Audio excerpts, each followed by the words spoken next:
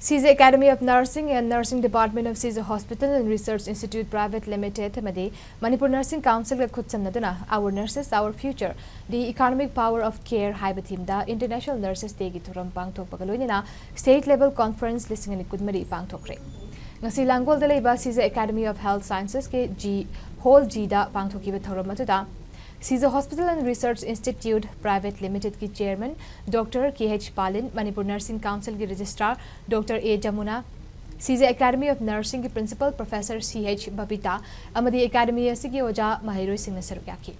Chairman Dr. K.H. Palin na phongdokibada Florence Nightingale na nurse ama oibagi magun malemda piramduna ngasidi nurse oibagi lamda kumang chawshin bangamle anabana thalaba leibag adu kaidawnungda chakhat pangamloi lifestyle da ahong bulak pamaramna disease pattern da ahong bulakli masina maram oiraga nursing gi challenge yamna wanglakli malem gi oina nurse puthokpada Philippines na magokoiri India gi oina Kerala na oiri healthcare gi profession da nursing na hena yamli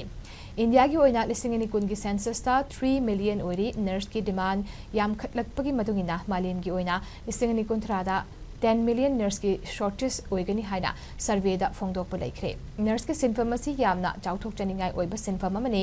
nurse amana tawriba mathau miyam da mayek sengna social media ki kuthangda khanghan mathau tai haina phongdokhi World oina 10 million nurses shortage like 2030 other education issue yamna manuarba nurse ki demand se am hoglaiba